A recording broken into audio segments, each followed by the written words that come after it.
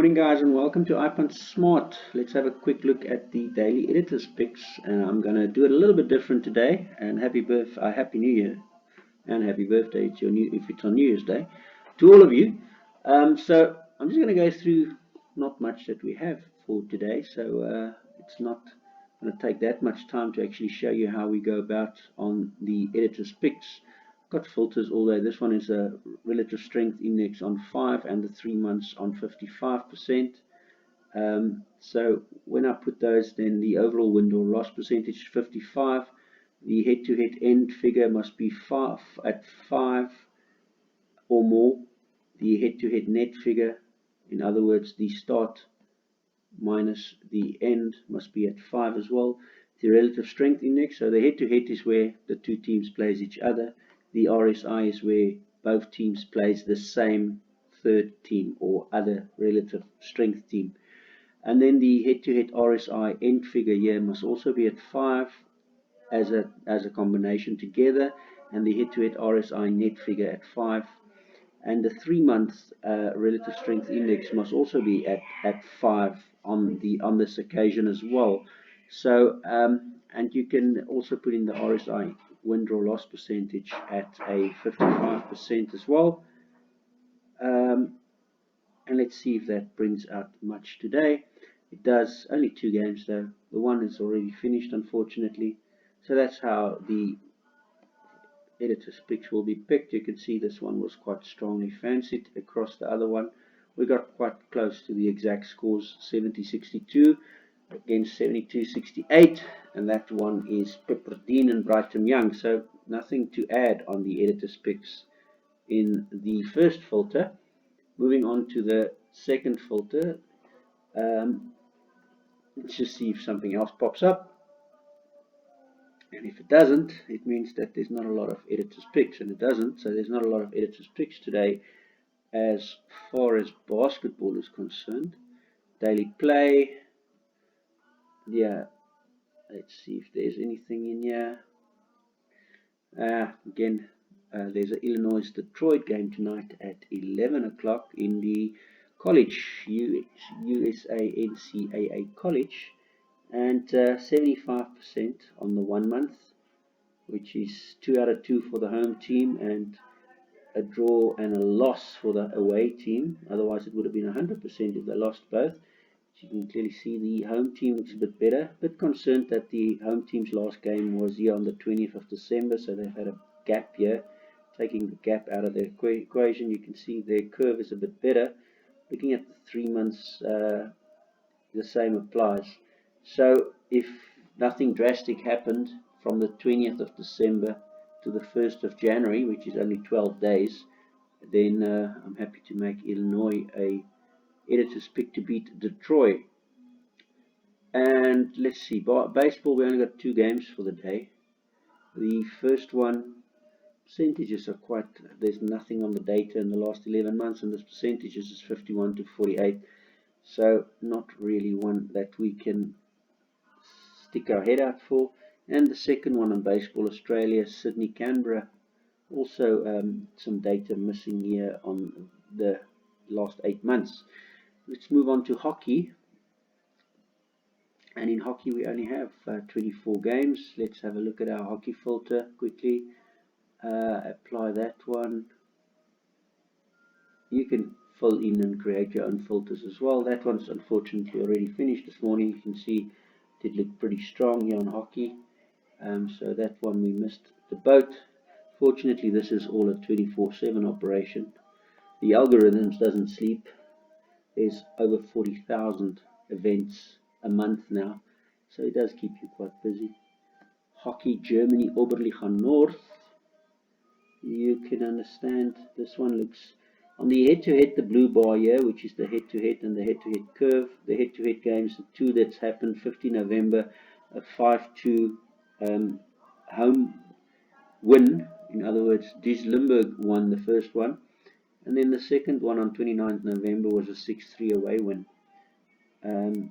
So these 2 is running quite together, with the risk being that the home team has outperformed themselves the previous time when they played each other here. So even though it does look like Herner is going to win this game, 66% on the overall, and most recently, well, it did drop a bit, 63, 60, 55, and 57 in the 1 month.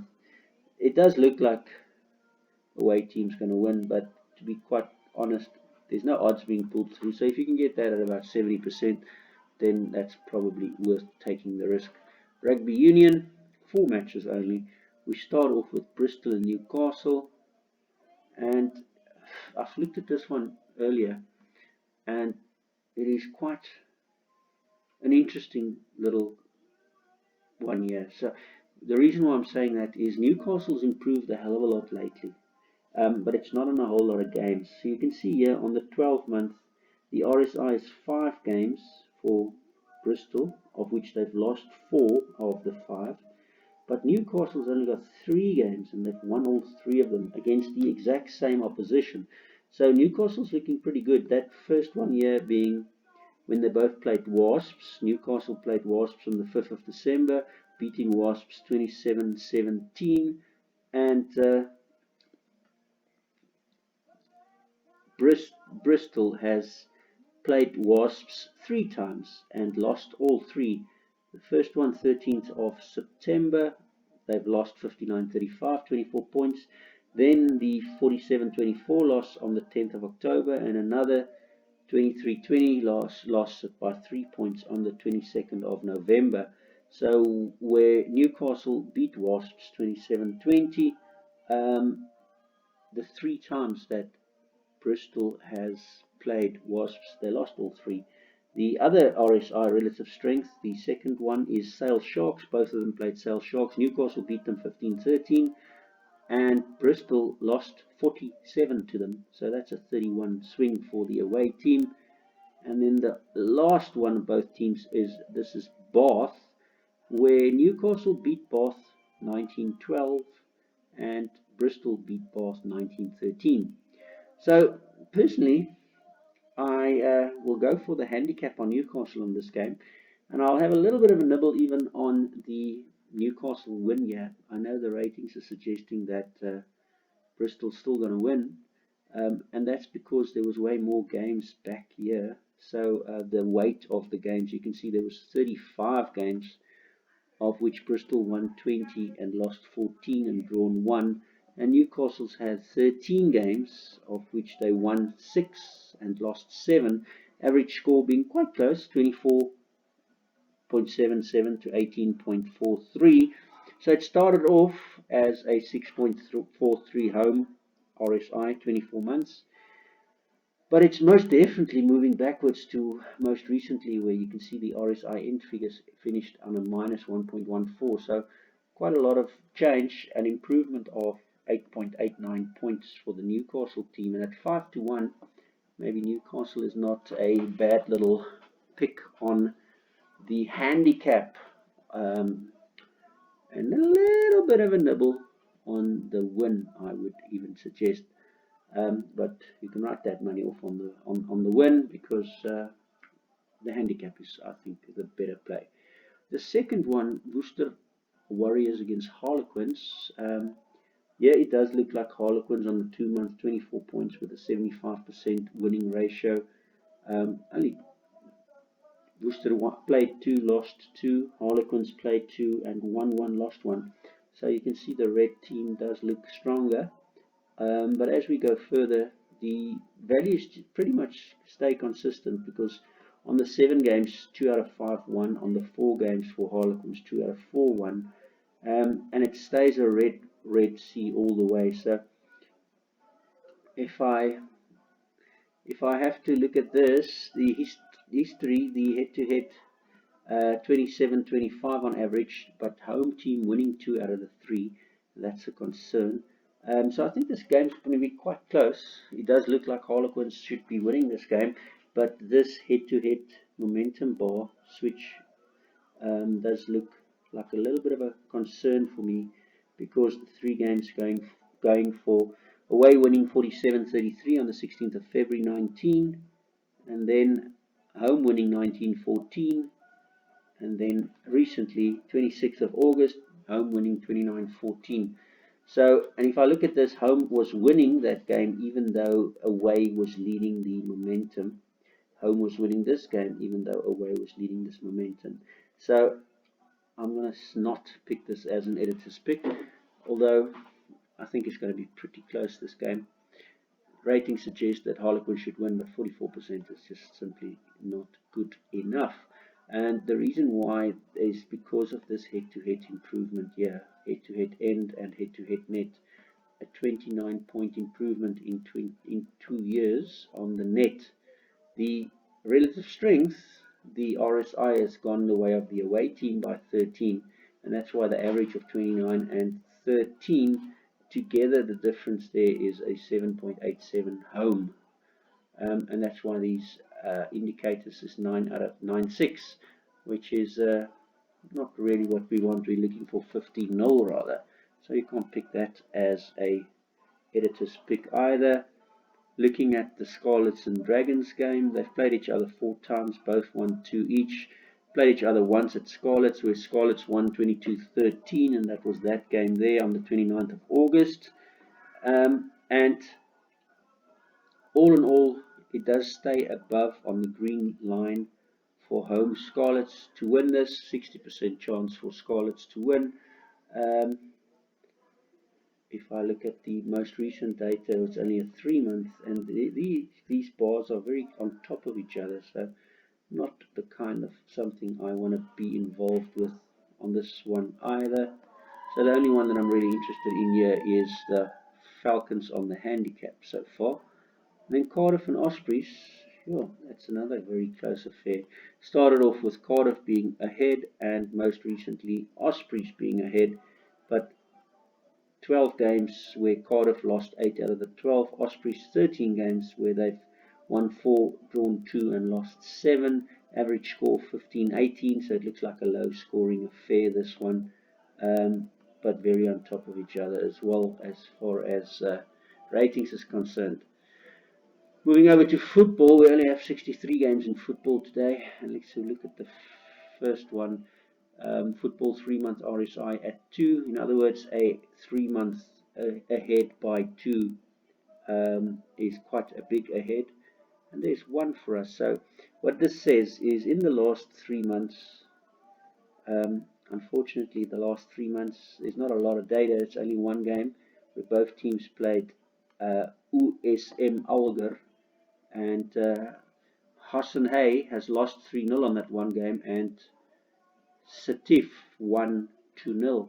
So clearly on that 1 game only, it does look like an away win. The percentages is good for the away win, 50%. And if I move back to a 10-month, then it's only 2 games with an average of minus 0.87 versus 2.63, so a 3.5 advantage for home.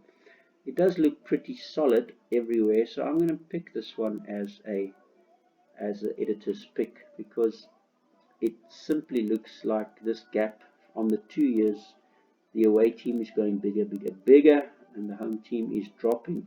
Home team started on minus 0.41 and is currently gone backwards to a 0.85 in the negative. Away team started on a minus 0.12 but has gone highly up to a positive 1.53. So I'm going to say that's my editor's pick. S. Setif is going to win at on 15:30 in Algeria. Let's see what else we have on one of the other filters. I called this one the clever filter. It's just where the RSI and the head-to-head all agree with one another. And let's have a look. There's only 4 games out of the 63 that pops up in that equation. The first one here being in the United Arab Emirates at 10-3, and this one looks pretty decent as well as far as a home win. I like that one as a home win as well.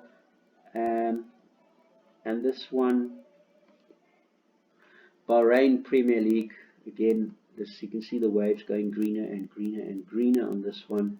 Most recently, yeah, 2 games each, 2 draws versus 2 losses with an average of 2.5 better for home.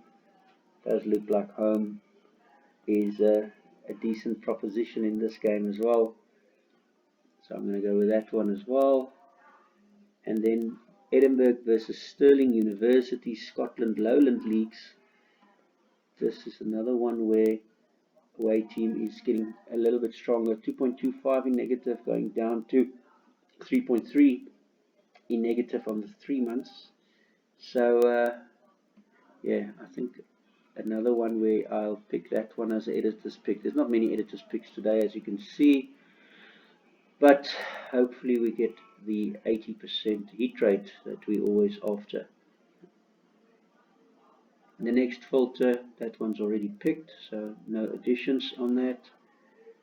The 3 month 1.1 RSI with the same head-to-head form. Those are the same games already picked. And this one's a training filter. You can create your own filters as well, guys. Save them, and you can just pick them every day, and you can cross-reference them against the last 3 days of how they are faring, and then you can streamline them in that sense just simply by changing your dates here to go last 3 days. Then you obviously can check. La Shamal is another addition here in Qatar. Take this extension away. It's still very close together, so I wouldn't go for this one if I don't get at least like an 80% return on this one, because there's only 1.4, 1.3, 1.6. It's decent, decent enough. You can see the 3 games the home team won on average 3.3 against 1, so it's decent. But I haven't looked at the odds, so one to consider, but I'm not going to add that one until I've actually looked at the odds. Moving on to volleyball, there's no Aussie rules, rugby league, field hockey, netball, or water polo today. Looking at the daily play in volleyball, there's one starting in half an hour, and that does look strong in Iran for the away team. 83%. Yeah, away's going to win this one, I think. Looks pretty decent here. They have flipped once where they've lost one, but they've won 3 out of 4, and it does look pretty decent on away winning that one in Iran. There's only 13 matches today. It's New Year's Day, so it's very quiet today. Let's see the other one. If I have the very busy sport called table tennis, how many games we got there today? It looks like there's quite a few. Yeah, 489 games in table tennis. That's quite a lot. Let's just have a look at, see if we can find a few extra ones for our editor's picks today. There's one game here, Matviev versus Tolmachev in the Men Liga Pro at 5. See, this looks pretty decent for the away team to win that one. Let's look at the next filter. Start of the day filter. Unfortunately, it's New Year's, so my start of the day wasn't starting very early. One added, Vyasov in the Men Liga Pro. Looks pretty decent here. Ahead by 1.5 odd sets all the time. So that's another one. Moving on. These filters, guys, it's just logical filters. So I want to look at a team that's got 57 or more % chance to win, where his head-to-head and his RSI is all pointing to the same team, and his most recent 3-month RSI is also pointing to the same team. So that's what I'm looking at. You can see there's been a win and another one. That one lost. So 12.55, 80% return on this one. Now that's pretty decent. 80% on this one. You can see the reason why the bookies is giving 80% is because on the 2 games it's one each. Let's see where the momentum was going. Yeah, it's going to the right place because it is going to the home team, the blue, the most recent. Home won 3-0 the first time they met. Away won 3-1, but the gap's going bigger, and I think that's a nice 80% editor's pick for me. Then moving on, TT Cup at 10 to 7 tonight. Another one where the gap is actually nicely widening. I'm going to make that an editor's pick as well. And then Bobby. That's what I don't like. You see, the away momentum, which is this one, and the home momentum stays nicely above each other. But what I don't like is the curve, which moves faster than the momentum. The curve has moved up where the home team beat Havelia 3-1 most recently, so that curve is a bit of a issue for me, and that's why I'm not picking it as a editor's pick, because there's a bit of momentum shift here for the home team based on that one.